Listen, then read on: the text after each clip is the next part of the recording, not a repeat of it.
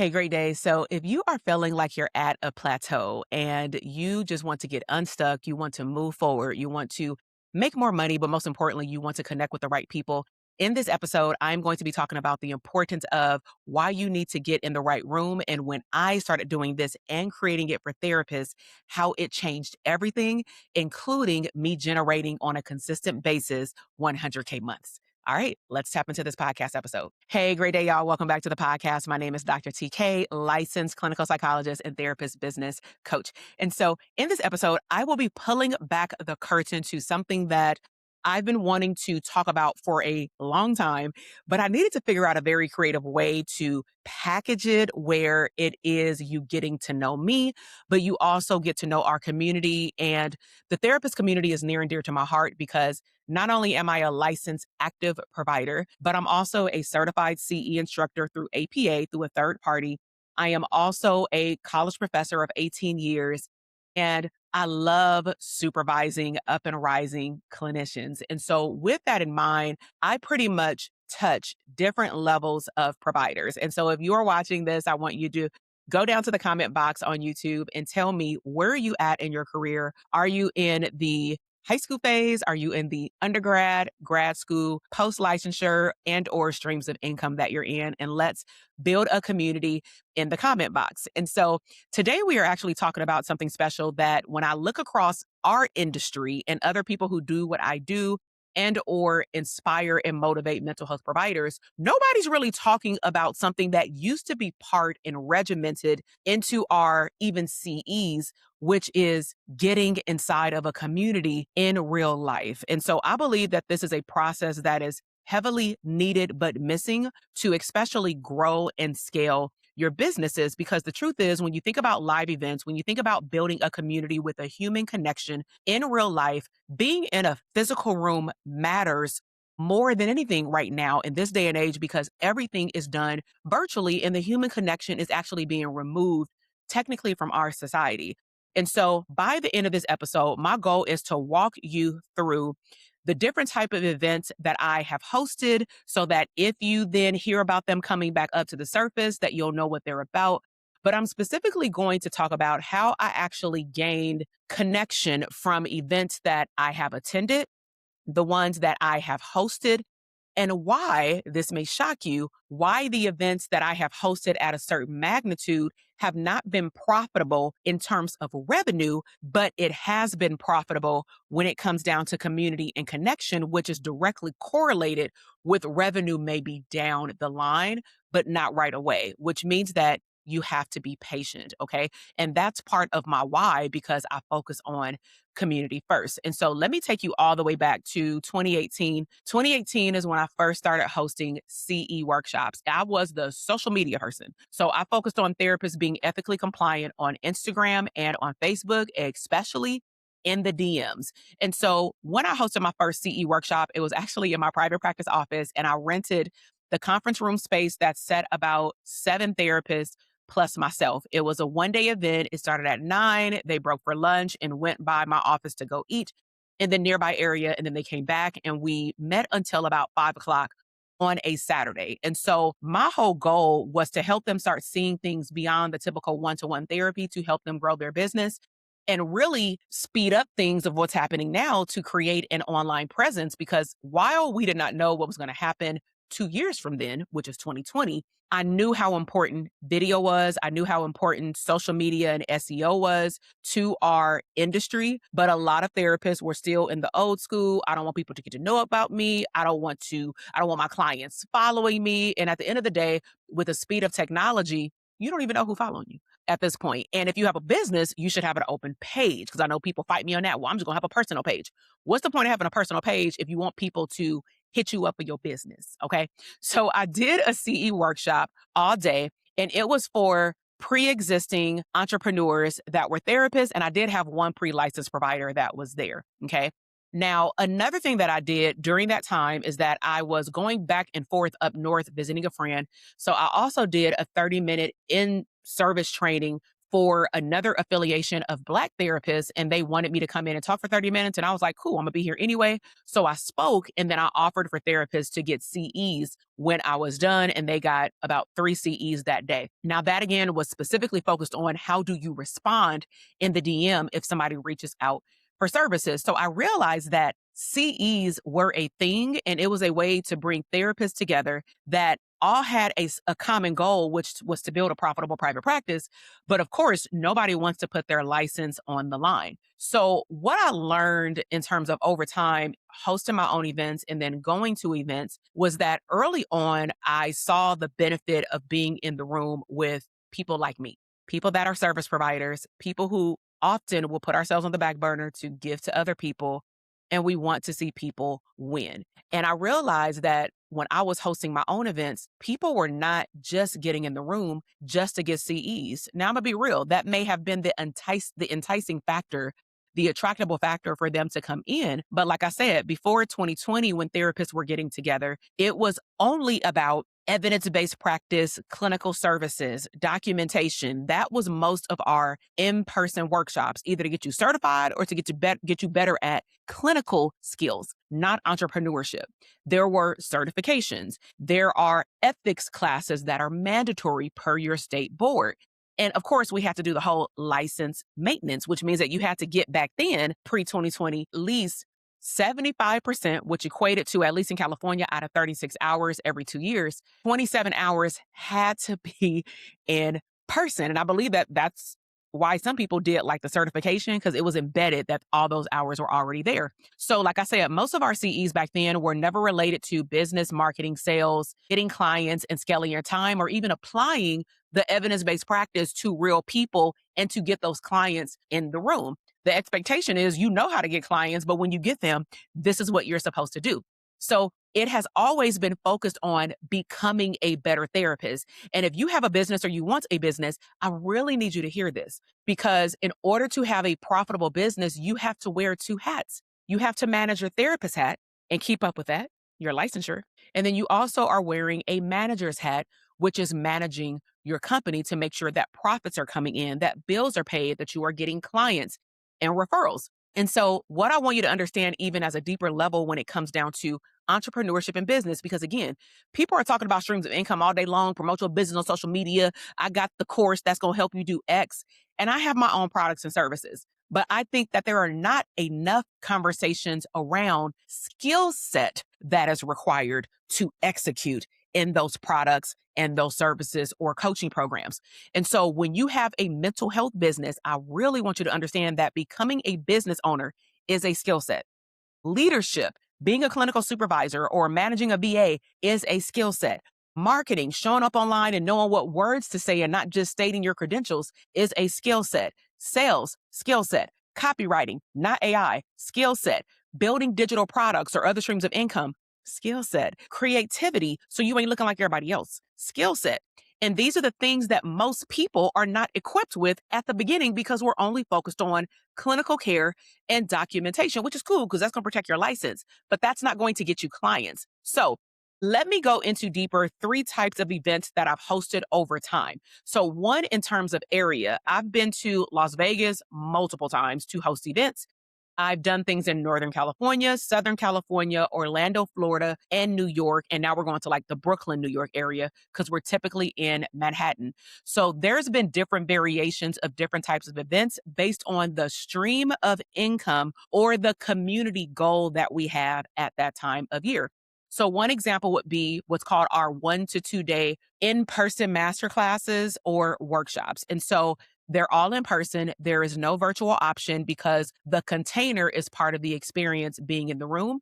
Because let's be honest, a lot of us get very distracted when we are doing other things, like trying to pay attention to even this podcast episode when you are doing something else. And so we are typically focused on a type of stream of income, like digital products.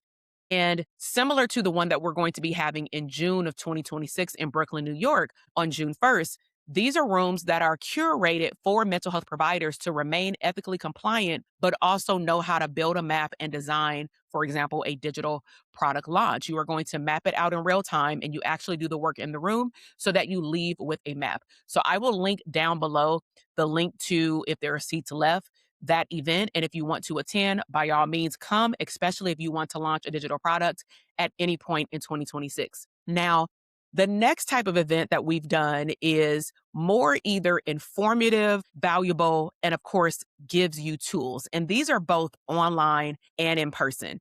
Now, the biggest difference, as I just mentioned, about people coming in person is that I have been able to witness that those individuals move faster, specifically when they leave, because they had about 6 to 7 hours or maybe 14 hours if it's multi-day event to be able to execute and think out their thoughts and get coaching on demand in the room, along with working alongside in real life, in real time, other people in the room that are working toward the same thing. So they move faster because they're doing everything there.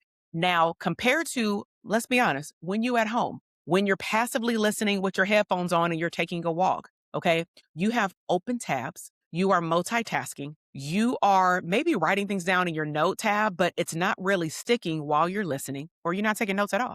And you're splitting your attention. And so some people, for example, listen to my audio version of my podcast on Apple and Spotify while they're writing progress notes. Okay. Some people attend my master classes, bootcamp experiences, free events while they're doing other things. Literally, they are at their desk at their job, not on camera. Okay. So, what I'm getting at is to multitask to develop a skill set is humanly impossible when you think about it to fully consume, extract, and execute information. But what we tell ourselves and what we convince ourselves is completely opposite.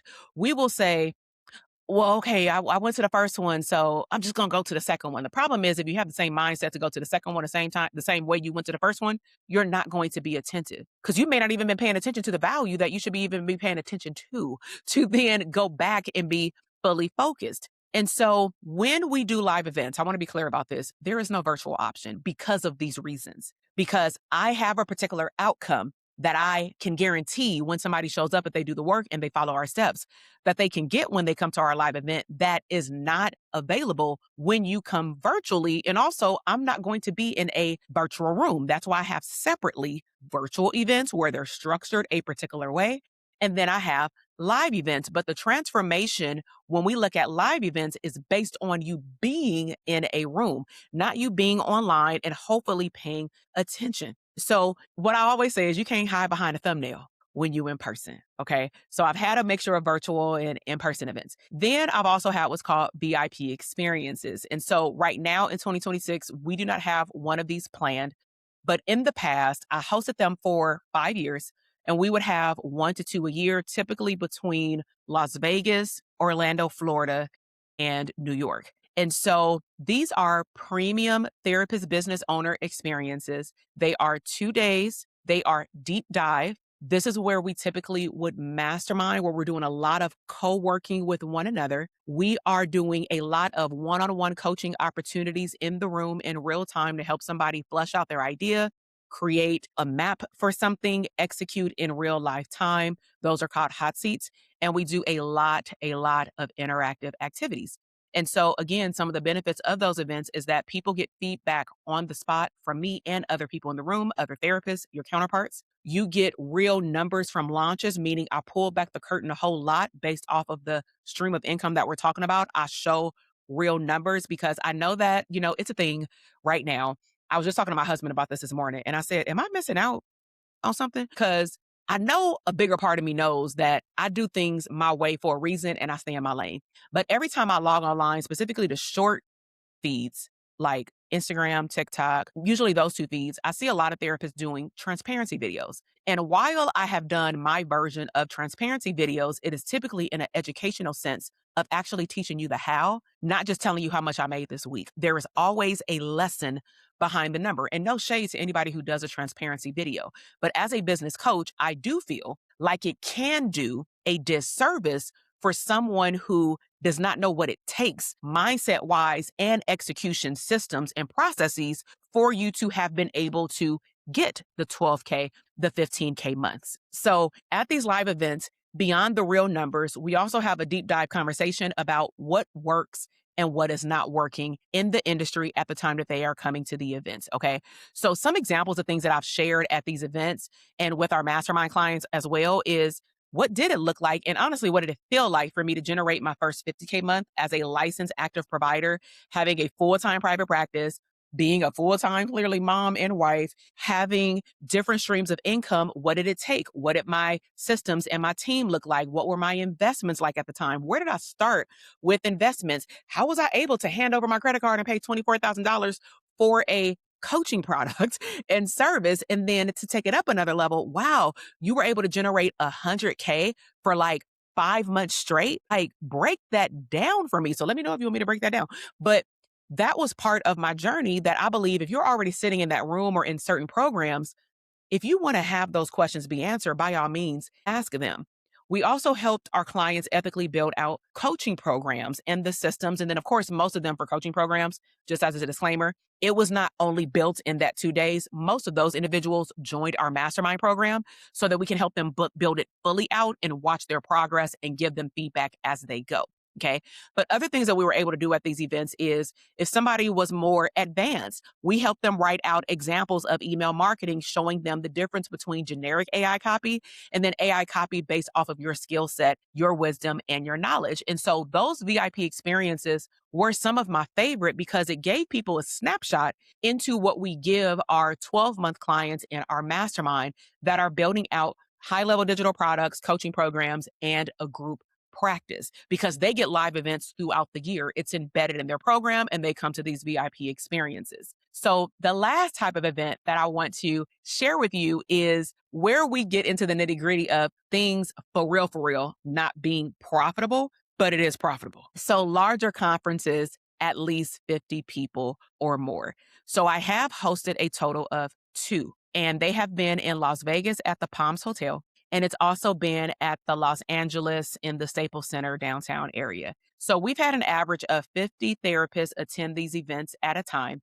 We typically have put on ticket sales maximum 12 months, especially the first one, but the second one was about 6 months because the second one wasn't supposed to happen because of the things related to the budget that a lot of people don't understand that it takes and time and energy to host a large event, but an event in general. And so the way that these are structured for therapists to win is that before you come into the room, we send out a lot of reminders and we send out a questionnaire. And our goal is to have you sit with like-minded therapists that are focused on the same stream of income in the next 90 days that you are. So you declare your stream of income either on a registration form and or in our Telegram group before you get inside the room. And our one-day events are no different. So if you are coming to New York in June of 2026 because you want to learn how to launch a digital product, we are actually going to have you and we'll give you the instruction of how to do the exact same thing. So in these rooms, because it is more of a conference style and it's not intimate, I do bring guest speakers. So some of our guest speakers have been strategy sessions around how to build a digital products membership as a therapist and be ethical. How do you build business credit?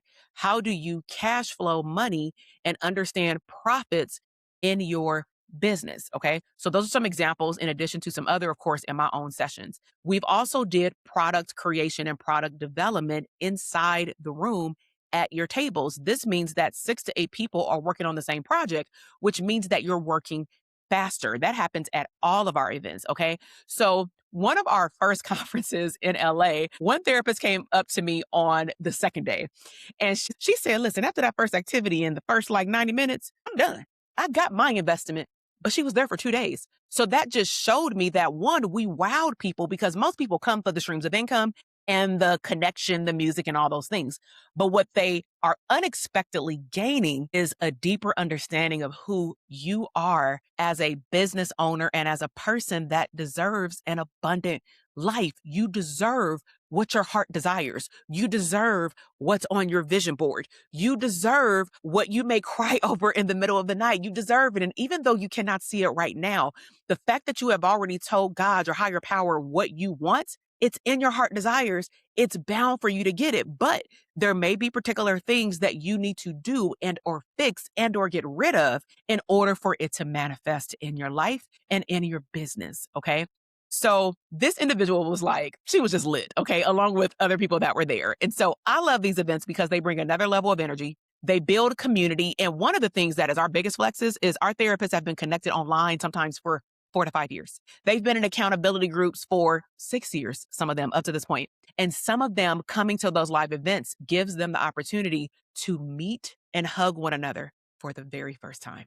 That within itself, hands down, mic drop, brings tears every time I see it because you can tell they are already interconnected, but it feels different in person. So I want to give you a bonus because this is what's going to be my transparency post about what it really costs to host an event. Now, someone did ask this question, so I'm just going to embed it here. So hosting events requires the following. A venue investment. So I'm going to throw out some numbers. So a venue investment for us can be as low as just the room, $3,000. It can be $1,000 per day. It can be $15,000 for 2 days. Big range, depending on where, type of venue space, how many people, and then other things that I'm going to go into, whether you get it directly from the hotel and or you contract out and bring somebody in. Okay. You also, specifically in hotels and catering venue spaces, they will have you mandatorily do a food and beverage minimum. So sometimes it's not the venue investment, it's the food and beverage investment. So, like when we were at the Palms in Vegas, the food and beverage minimum was $15,000, whether we filled 100 seats or not. $15,000. That doesn't include taxes, fees, and all this other stuff that I'm about to tell you. Okay. You also need to pay for travel for your team for help, even if it's locally, whether it's a hotel night the night before, so everybody can be there, which is what we chose to be there and go downstairs at 6, 7, 8 o'clock in the morning. Speakers, if that's what you have, unless you barter for services, but still, who's paying for the person's time to organize it, including your own? Because sometimes we forget about how much things cost leading up to the event. That is time and hours. Hotel stays, videographer, depending on the quality of the videographer that you want and how long you want them to stay. The least amount that I've paid is $1,500. And that was for like 4 hours. It also includes, do you want a highlight video? Do you want short form video at the end? Do you just want all raw footage where you got to figure out what to do with it at the end? Separately, photographer. They're not the same person. They may be the same team, but they're not the same person.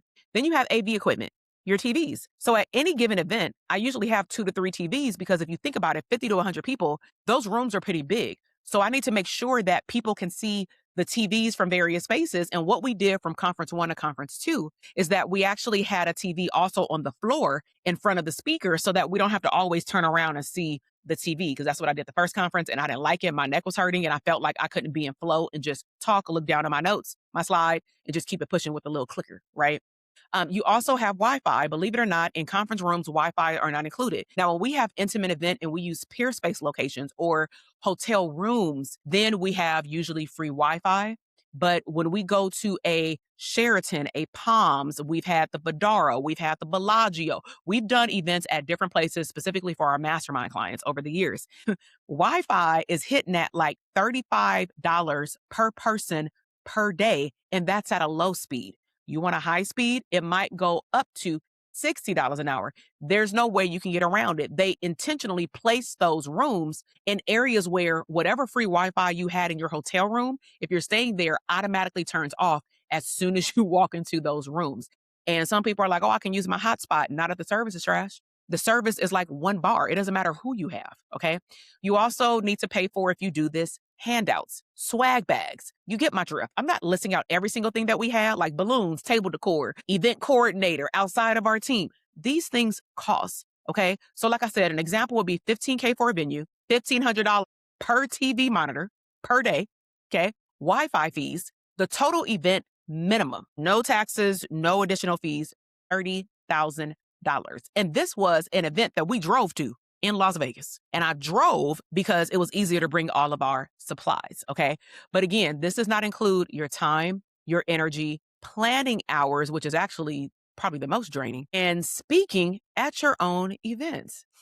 Yeah, like that should be calculated in. So a reality check in terms of the math, because again, I'm pulling back the curtain, is let's just say if we had 40 people, and I hope that when I explain this as a disclaimer, that you will have another level of respect and understanding for the cost of the investment, not including what you'll be able to do when you leave the event over and over again. Because that's like a gift at this point, depending on, especially if it's like a low ticket offer. So for 40 people in a room, this happened in Vegas. 40 people showed up, 55 people bought tickets. Don't know what happened to the other 15. We just had their name tags at the end of the event. Not sure what happened. We reached out, no response. So 40 people showed up. The tickets were on average $497 when we look at the early bird and then late registration. $497, which is on the low end.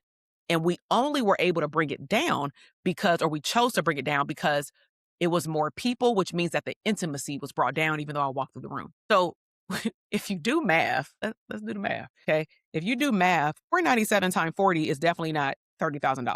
$497 times 40, this means that this event was nowhere near profitability. Even our mastermind events, in which we will go to the Aria Hotel, where I get lucky and my hotel room is actually in the conference room. And that hotel room, if you look at it online, may be $700 a night on a good night. Don't let it be a high night. But we have to check in at least a day before the event, and then we check out the day after the event, which means that we at least have to be there for 3 nights. That does not include travel. Now, they got free Wi-Fi, but that doesn't include any food, decor, and again, the planning when we compare that to not just our mastermind program, because some people may say, well, this is how much our mastermind program is. Yeah, but we give them services all year. So when you look at an event, this shit is free. Like when you really think about it, like I'm volunteering my services. But let me be clear. Most people host events. They are not typically doing it just for profit. They are doing it for something deeper because like a car, it is definitely upside down. And for me, that also means that if the event was $19,800 with ticket sales, but we didn't put in all this time, we have to pay for, what do you call that? When contractors like vendors, DJs come in, you have to pay for insurance. Hopefully they got their own, but sometimes they don't. So then if you want them to go real quick, you may need to pay for their insurance because outside vendors just can't pop up and do stuff. So that means you may need to go through their vendor, which usually costs almost double, if not triple. For like alcohol, 1 hour, because we need to meet the food and beverage minimum, but you ain't about to get all this alcohol on me because you have to pay for the bartender and none of this stuff is free plus gratuity already embedded in. Okay. So nothing is free. So I fund the other half. Well, where does the money come from? My pockets. That's where it's come from. Okay. So why do I still do it? We done talked about all these kind of events that I've hosted. Why do I still do it?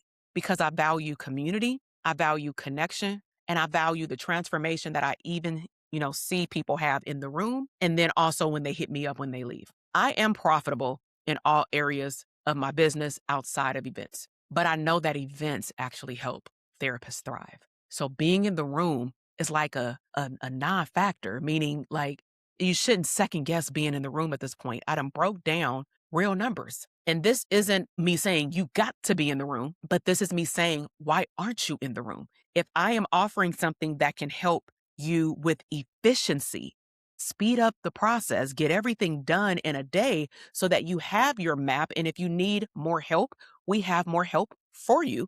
Then why wouldn't you be in the room? And so if there is a live event aligned with your next stream of income or your current one, and let's just say within the next 90 days, you want to start that stream of income or launch it or relaunch it, you need to get into the room, especially if you are distracted at home. You are at home all the time and you struggle with execution, you know your flaws, own them, but you also may need motivation and momentum. So we will be meeting on June 1st in Brooklyn, New York. We will be hosting a 1-day workshop. It is a no-brainer investment. We will be meeting at a boardroom style at a peer space that I heard is in a nice area. I had some of my clients go and scope it out that live in New York. And it will be digital product focused. So I want to be clear about that. It is not for solo practice. It is not for group practice. It is not for clinical supervision, therapy groups. It is for a digital product. Okay. And if you want to get your ticket, click on the description box. And if seats are still available, then go ahead and grab it as soon as possible because we do have an early bird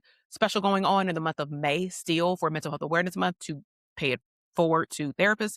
So if you want to attend, go ahead and grab your ticket. So events are intimate.